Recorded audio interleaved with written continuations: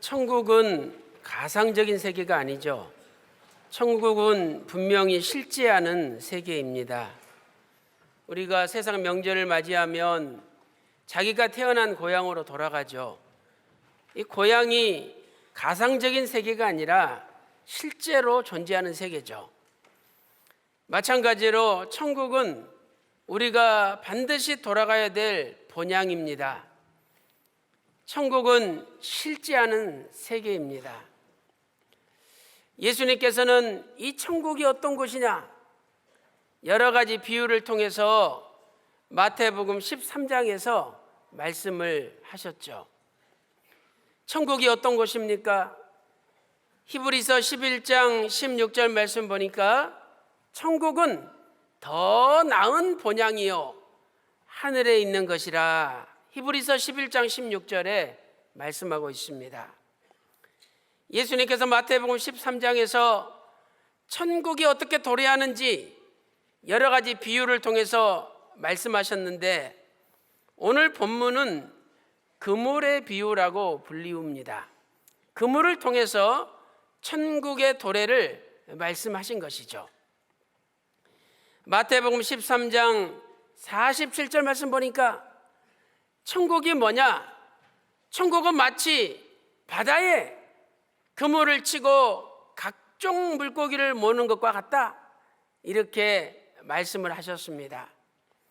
왜 천국이 그물과 같을까요? 오늘 본문을 통해서 그물의 비유에 대하여 자세히 살펴보도록 하겠습니다. 첫 번째로, 구원에는 차별이 없습니다. 구원에는 차별이 없죠. 오늘 본문 마태복음 13장 47절 말씀 보니까 천국은 마치 바다에 치고 각종 물고기를 모는 그물과 같다. 여기에서 우리는 각종이라는 단어에 주목을 해야 됩니다. 각종, 모든이죠. 모든 종류의 물고기, 모든 종류의 생물이 그물에 들어온다라고 말씀을 하고 있습니다. 차별이 없는 것이죠. 첫째로, 물고기는 사람을 비유한 것이죠. 이 물고기는 사람을 비유한 겁니다. 그물에 물고기가 들어오듯이 하나님께서 교회를 통하여 많은 사람들을 불러 모은다는 거죠. 각종 물고기는 각계각층의 사람들을 이야기하는 것이죠. 거기에는 차별이 없습니다. 두 번째로, 세상에는 많은 차별이 있지만 구원에는 차별이 없는 것이죠. 세상에는 많은 차별이 있죠. 그러나 구원에는 차별이 없습니다. 뭐 남자다 여자다, 성이 다르다고 차별하죠. 또 전라도다 경상도다 충청도다, 지역이 다르다고 차별합니다. 어느 학교를 나왔느니 못 나왔느니 차별하고, 박사학위가 있느니 없느니 하면서 차별합니다. 또 백이 권력이 있느니 없느니 하면서 차별을 하죠. 그러나 감사하게도 구원에는 차별이 없습니다. 로마서 3장 22절 말씀 보세요. 로마서 3장 22절 말씀 보니까 예수 그리스도를 믿음으로 말미암아 모든 믿는 사람에게 미치는 하나님의 은은 차별이 없느니라. 우리가 예수님 믿고 죄인에서 의인으로 바꾸어지는 것은 차별이 없다는 거예요. 또한 로마서 10장 12절 보세요. 로마서 10장 12절 말씀 보니까 유대인이나 헬라인이나 차별이 없습니다. 주님은 한 분인데 한 주께서 모든 사람의 주가 되신대요. 또한 저를 부르는 모든 사람에게 부요하시도다. 하나님께서는 일부 사람의 주가 되시는 것이 아니라 모든 사람의 주가 되신대요. 또 하나님은 일부 사람들한테만 부유하시지 않고 모든 사람, 자신을 부르는 모든 자에게 부유하시다는 거죠. 오늘 이 말씀 믿고 하나님 아버지 모든 사람에게 부유하시다고 하셨는데 나에게도 하나님의 부유를 주십시오, 이렇게 기도하면 반드시 그분에게 하나님의 부유가 선물로 갑니다. 아유, 나 같은 건 이렇게 살다가 끝나는 거지, 내 평생 구차하게 살 수밖에 없어, 그렇게 생각하니까 그 모양으로 사는 거예요. 모든 사람에게 부유하신 그 예수님을 마음에 모시고 진심으로 의지한다면 예수님의 엄청난 부유가 여러분에게도 선물로 주어질 줄로 믿습니다. 세 번째로, 그물은 교회를 나타냅니다. 바다에다가 그물을 쳤잖아요. 이 그물이 교회를 나타내죠. 마태복음 13장 47절 말씀 보니까 그물이 나오죠. 이 그물은 헬라어로 사게네라는 단어죠. 사게네. 이 사게네는 저인망 그물이라고 불립니다. 저인망 그물. 이 무슨 뜻이냐? 그물에다가요 무거운 줄을 달아요. 그러면 그물이 저 낮을 젖자 낮은 곳 밑바닥까지 쫙 그물이 내려지죠. 그 다음에 그물 양쪽을 두 배에서 끌어당겨 가지고 쫙 피는 거예요. 그러면 그 사이에 이렇게 지나가던 물고기들이 전부 그물 속에 잡히는 거죠. 이처럼 온갖 종류의 물고기를 다 잡는 그물을 가리켜 사게네라고 부릅니다. 그러므로 교회가 그물이라면 교회도 넓어야 되죠. 교회도 포용성이 있어야 됩니다. 교회는 차별이 없어야 됩니다. 이 교회 왔는데도 이것저것 차별하고 말이야, 이 교회야 이게? 이런 소리를 들어서는 안 됩니다. 교회는 누구에게나 공평하고 교회에게는 누구에게나 차별이 없이 똑같아야 됩니다. 그래서 교회는 문턱이 낮아야 되고 교회는 누구든지 쉽게 들어올 수 있어야 되는 거죠. 아니, 목욕탕에 때가 있는 사람들이 들어오지, 때 없는 사람들이 왜 목욕탕 들어옵니까? 죄인들이 교회에 와서 회개하고 은혜 받고 의인으로 바꾸어지는 것이 교회지. 깨끗한 사람, 도덕적으로 맑은 사람, 잘난 사람들만 교회에 오는 곳이 교회가 아니라는 거예요.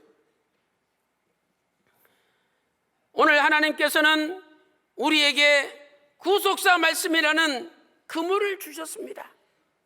그렇다면 이 그물로 각종 사람들을 다 받아들여야 되죠. 마태복음 13장 47절 말씀 보니까 그물을 바다에 쳤잖아요. 바다에 치고, 이 바다는 타락한 세상을 나타내죠.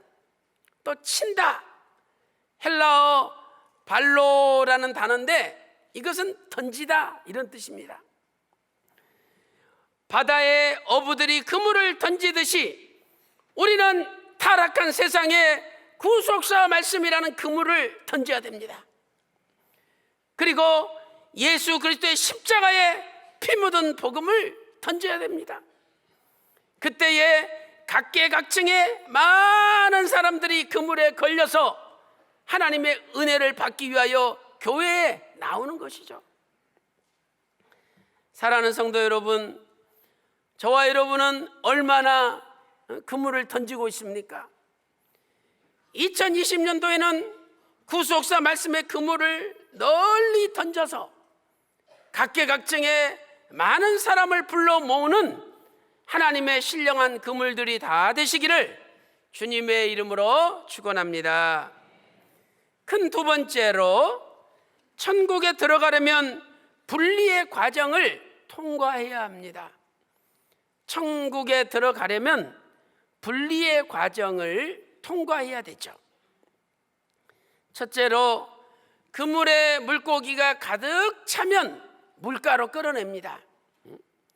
이제 양쪽 배에서 쫙 그물을 펴가지고 한참 기다리면 물고기들이 다 걸리죠. 그러면 어부들이 배를 끌고 와서 그물을 물가로 끌어냅니다. 그물에 물고기가 가득 찼다. 이게 무슨 뜻일까요? 첫째로 시간적으로 볼 때는 하나님의 구속사의 때가 찼다는 말씀이죠. 그물에 고기가 찼다. 시간적으로 하나님의 구속사의 때가 찼다는 거예요. 마태복음 13장 49절 말씀 보니까 세상 끝에도 이러하리라. 세상 끝이 됐다는 거죠.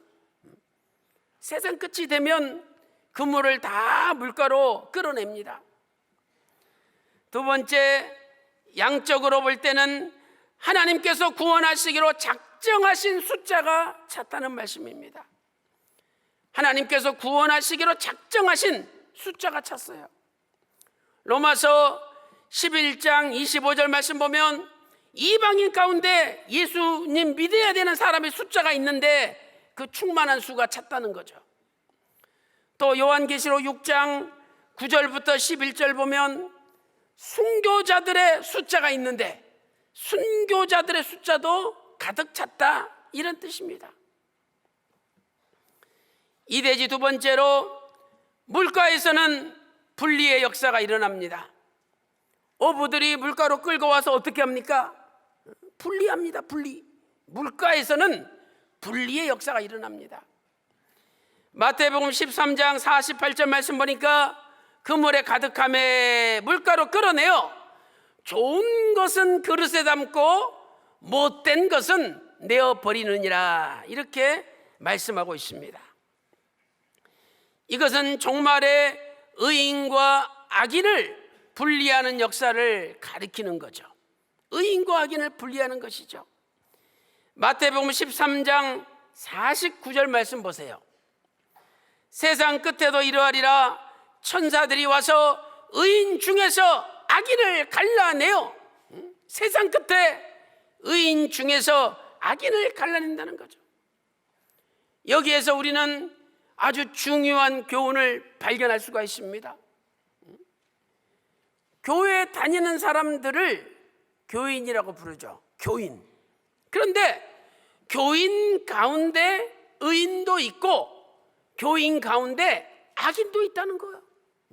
다 의인인 줄 알았는데 악인이 섞여 있었던 거죠. 그래서 마지막 때 의인과 악인을 분리하는 일을 하나님께서 하시는 겁니다. 이것은 마태복음 13장 24절부터 30절에 나오는 알곡과 가라지 비유와 동일한 이치입니다. 분명히 밭에다가 알곡만 뿌렸거든요. 근데 어느새 이 가라지가 그 속에 들어와 가지고 자라고 있는 거죠. 주인에게 가라지를 뽑을까요? 물어봤습니다. 그랬더니 야, 내버려 두어라. 추수할 때까지 내버려 둬라. 괜히 가라지 뽑다가 알곡까지 뽑을까 두렵다. 그래서 마지막 추수 때 뽑을 거니까 그때까지 내버려 두라 말씀하고 있잖아요. 그 말씀이 마태복음 13장 29절과 30절에 기록되어 있습니다. 사랑하는 성도 여러분, 교회 다니는 교인 중에도 의인이 있고 악인이 있다는 겁니다. 그렇다면 오늘 저와 여러분은 교인 가운데 의인입니까? 교인 가운데 악인입니까? 우리는 마지막 때 물가로 끌어 올리실 때 의인으로 인정받아서 하나님 나라 천국에 들어가야 될 거 아닙니까? 바라옵기는 오늘 진심으로 하나님을 믿고 의지하고 하나님께 기도할 때마다 하나님, 나 의인 중에 의인으로 인정받는 남은 생에 해달라고 기도함으로 주인의 손에 선택되어 하나님 나라에 다 들어가는 저와 여러분 되시기를 주님의 이름으로 축원합니다. 큰 세 번째, 분리의 결과 종착지는 완전히 다릅니다. 분리의 결과 종착지는 도착하는 그 종착지는 완전히 다릅니다. 첫째로, 좋은 물고기는 그릇에 담죠. 마태복음 13장 48절 보세요. 하반절 말씀 보니까 좋은 것은 그릇에 담고, 자, 이 그릇은 헬라어 앙게이온이라는 단어입니다. 앙게이온. 이 단어는 고기라든지 또는 곡식이라든지 그 음식을 담아두는 곳을 이야기해요. 그런데 고대 헬라어의 용법을 보면 사람의 경우는 영혼의 집을 가리켜요. 우리 영혼이 돌아가야 될 집. 우리 영혼이 돌아가야 될 집이 낙원, 천국 아닙니까? 누가복음 23장 43절에 우편 강도에게 오늘 네가 나와 함께 낙원에 있으리라 약속하셨습니다. 요한복음 14장 2절에도 천국을 가리켜 내 아버지의 집이라고 말씀하고 있습니다. 그러므로 좋은 물고기는 아버지 집에 천국에 들어갑니다. 오늘 저와 여러분도 의인 중에 진짜 의인으로 인정받아서, 야, 다 교인이 아니야, 너 진짜 의인이야, 인정받아가지고 좋은 물고기로 인정받아서 내 아버지 집 천국에 다 들어가야 될 줄로 믿습니다. 두 번째, 못된 물고기는 내어버림을 당합니다. 못된 물고기는 내버린대요. 내어 헬라어로 엑소. 이 엑소는 밖에, 집 밖에 이런 뜻이죠.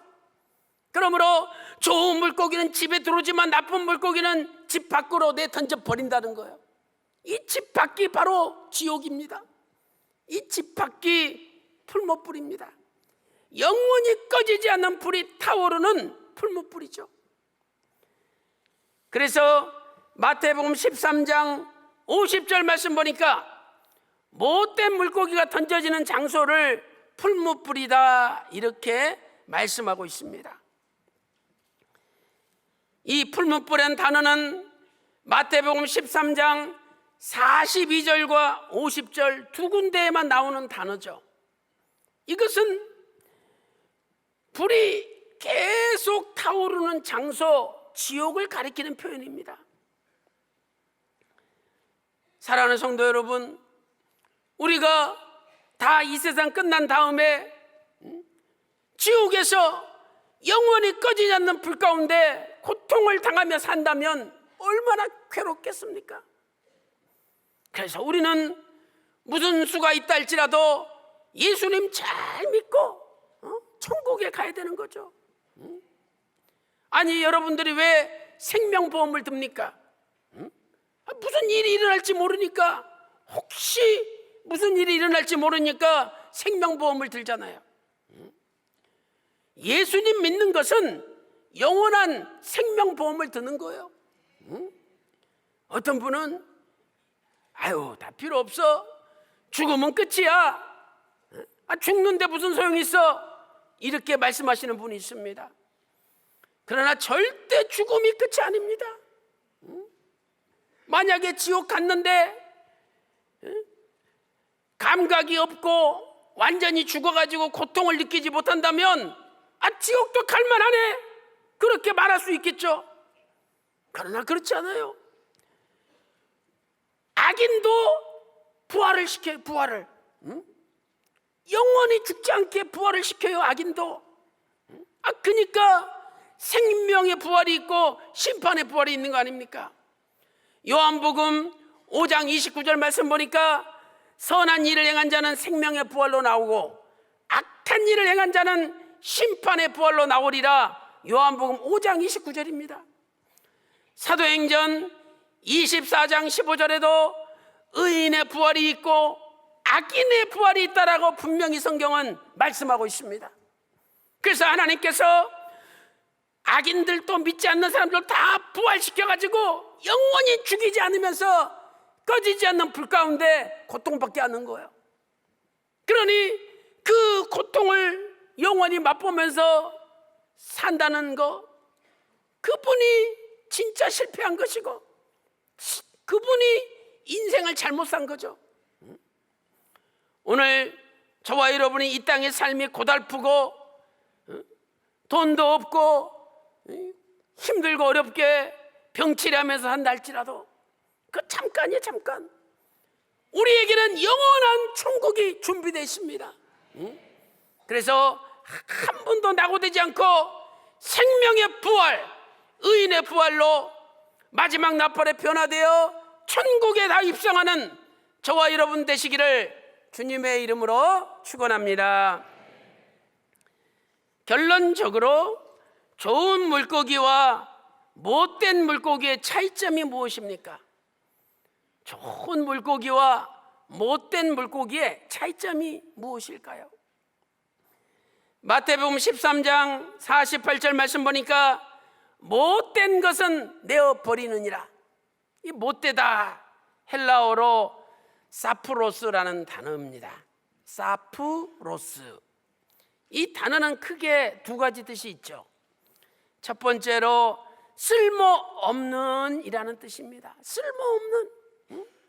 딱 어부가 그물을 끌어와 가지고 물가에 앉아서 물고기들을 분리합니다. 아, 요건 쓸모있다. 그릇에 탁 담고 못된 것은 탁 던져버리는 거예요. 그러면 바닷가에 들어가지도 못하고 말라 삐뚤어 죽는 거죠. 이 못된 사프로스, 헬라어로 쓸모없는 이런 뜻이에요. 오늘 저와 여러분이 하나님 보시기에 쓸모있는 성도가 되어야 됩니다. 저거 아무 쓸데기 없어. 저거 교회 해만 되고 아무 쓸모없어. 이런 소리를 들어서는 안 되는 거죠. 사랑하는 성도 여러분, 오늘 저와 여러분도 여러 모양으로 하나님 앞에 쓸모있는 존재가 되어야 됩니다. 여러분이 예배드리는 자리를 지킬 때 그 쓸모있는 존재죠. 또 내가 교회를 위해서 기도할 때 쓸모있는 존재입니다. 여러분이 많으나 적으나 하나님 앞에 예물을 드릴 때 다 쓸모있는 존재가 되는 거예요. 오늘 또 못된 물고기, 쓸모없는 자가 되어서 버림당하지 말고 어느 모양으로든지 교회에 쓸모있는 저와 여러분 되시기를 소망합니다. 두 번째 뜻이 무엇입니까? 사프로스. 두 번째는 썩은 부패한이라는 뜻입니다. 물고기가 썩었어요. 부패, 썩었습니다. 냄새가 납니다. 악취가 나죠. 그러니 주인이 그냥 내다 버리는 겁니다.